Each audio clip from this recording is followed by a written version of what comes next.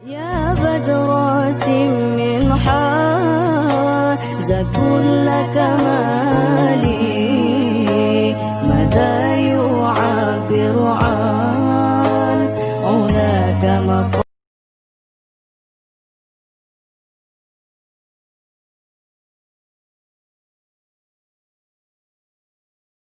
Bismillahirrahmanirrahim. Assalamualaikum warahmatullahi wabarakatuh.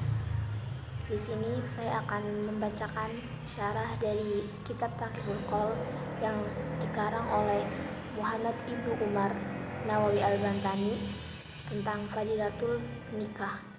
Hadis ketiga ini berbunyi, wa qala alaihissalam lan dawu alaihi atas Nabi assalamu keselamatan an-nikahu utawi nikah iku sunnatin sunahe ingsun faman mengko wonge rogiba benci anis sunati saking sunahe ingsun falaisa minni mengko ora diakuni sapa man minni saking umat ingsun. Jadi arti dari hadis yang saya bacakan itu yaitu menikah adalah sunahku. Barang siapa yang membenci sunahku, maka dia bukan termasuk golonganku. Dalam hadis ketiga dari keutamaan nikah ini, kita diberitahu bahwa menikah adalah bagian dari sunnah Rasul. Sedangkan sunnah itu sendiri, secara bahasa dalam KBBI, sunnah diartikan sebagai jalan yang biasa ditempuh, kebiasaan, aturan agama Islam yang didasarkan atas segala apa yang dinukilkan dari Nabi Muhammad SAW, baik perbuatan, perkataan, sikap, maupun kebiasaan yang tidak pernah ditinggalkannya. Dalam istilah fikih, sunnah artinya perbuatan yang apabila dilakukan mendapat pahala dan apabila tidak dikerjakan tidak berdosa. As-sunnah menurut istilah ulama usul fiqh ialah segala sesuatu yang bersumber dari Nabi Muhammad SAW selain dari Al-Quran, baik perbuatan, perkataan, takrir atau penetapan yang baik untuk menjadi dalil bagi hukum syar'i.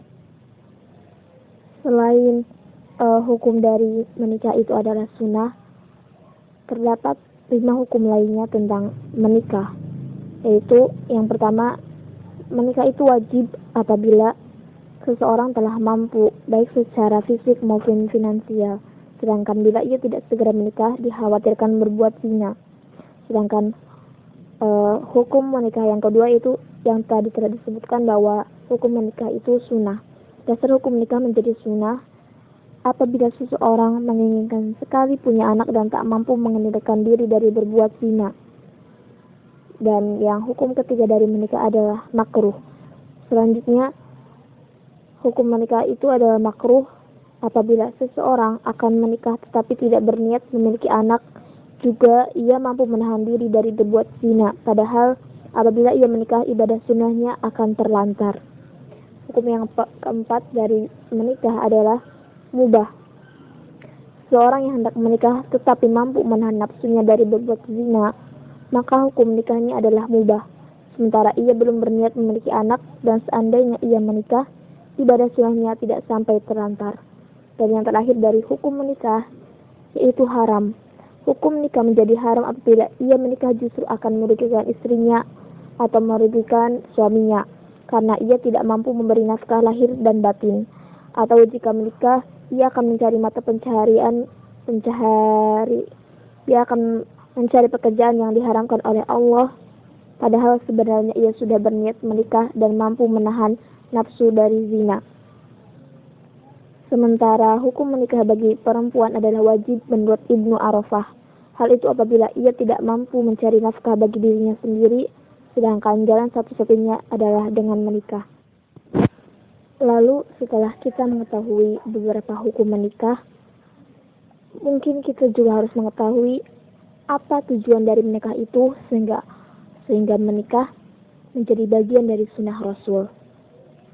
Ada beberapa tujuan menikah yang termuat oleh Islam dari Al-Quran maupun hadis yang wajib kita ketahui.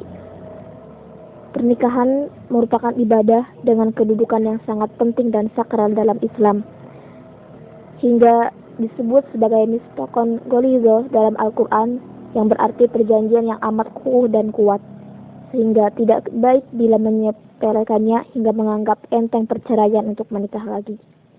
Tujuan menikah dalam Islam memiliki arti begitu dalam bagi Allah Subhanahu wa Ta'ala dan Nabi-Nya.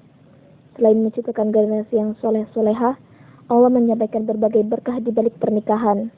Meski aktivitas bersama pasangan hala itu dianggap sederhana, namun bernilai pahala dan sedekah.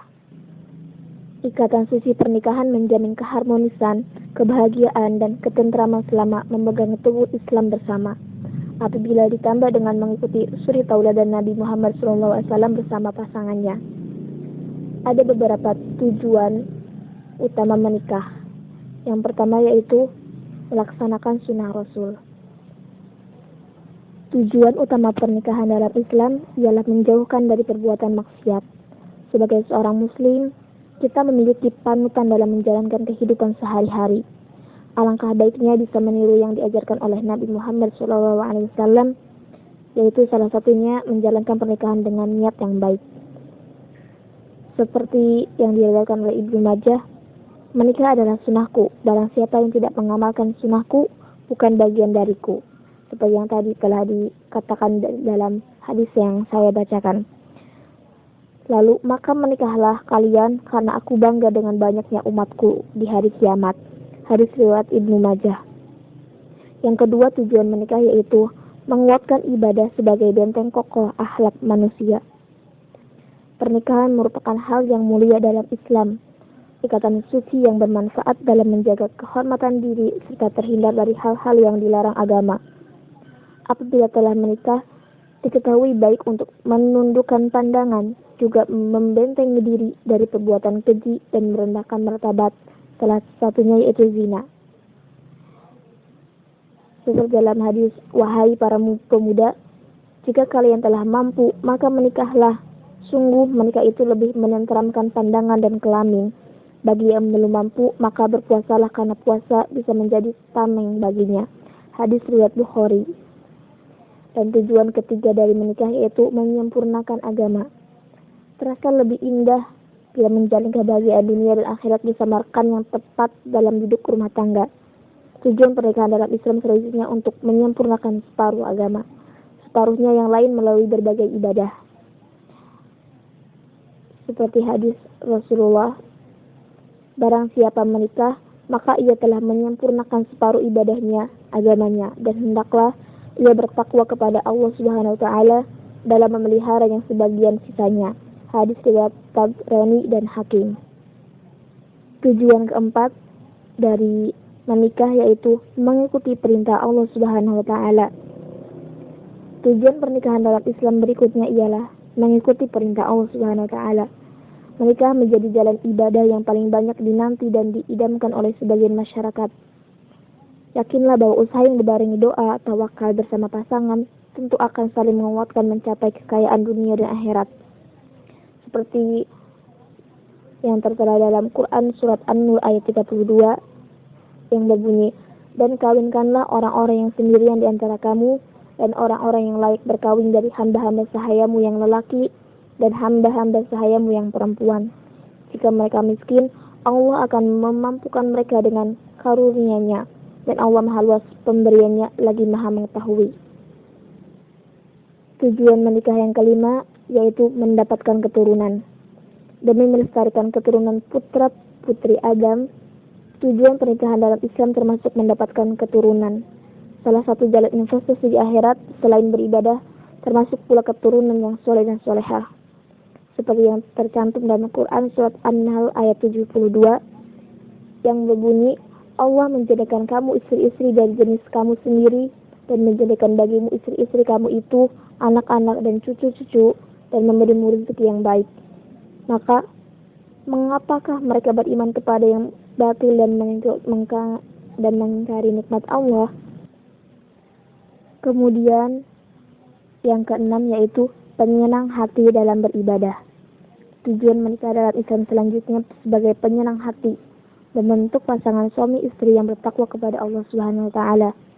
Pernikahan mampu memicu rasa kasih dan menciptakan insan yang takwa, bersama memperjuangkan nilai-nilai kebaikan dan bermanfaat bagi orang lain. seperti yang tertera dalam Quran surat Al-Furqan ayat 74. Ya Tuhan kami, anugerahkanlah kepada kami istri-istri kami dan keturunan kami sebagai penyenang hati kami, dan jadikanlah kami imam bagi orang-orang yang bertakwa. Kemudian tujuan menikah yang ketujuh yaitu membangun generasi beriman. Tujuan pernikahan dalam Islam selanjutnya itu membangun generasi beriman, bertanggung jawab terhadap anak, mendidik, mengasuh dan merawat hingga cukup usia. Jalan ibadah sekaligus sedekah yang menjadi bekal di akhirat kelak.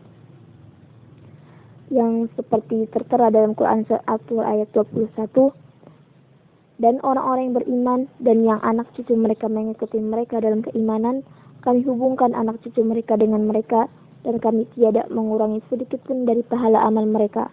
Tiap-tiap manusia terikat dengan yang dikerjakannya. Yang terakhir dari tujuan menikah yaitu memperoleh ketenangan. Sebuah pernikahan dianjurkan dengan tujuan dan niat yang memberi manfaat. Perasaan tenang dan tentram atau sakinah akan hadir seusai menikah. Bukan sekadar untuk melampiaskan syahwat atau perasaan biologis saja, karena hal ini bisa mengurangi ketenangan tersebut. Allah Subhanahu wa taala berfirman dalam Quran surat Ar-Rum yang artinya, di antara tanda-tanda kekuasaannya ialah Dia ciptakan untukmu istri-istri dari jenismu sendiri, supaya kamu cenderung dan merasa tentram kepadanya, dan dijadikannya di antaramu rasa kasih dan sayang. Setelah kita mengetahui beberapa hukum dan tujuan menikah, alangkah baiknya untuk menyegerakan menikah jika kita sudah mampu untuk menikah atau kita sudah punya dalam diri kita itu ada hukum menikah wajib, karena seperti yang tertera dalam hadis keutamaannya menikah adalah sunnah Rasul.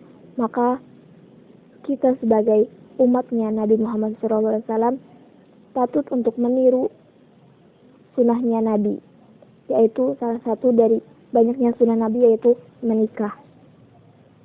Karena dengan menikah, sesuatu yang sebelum menikah itu menjadi maksiat dan dihukumi zina akan menjadi pahala ketika kita sudah menikah.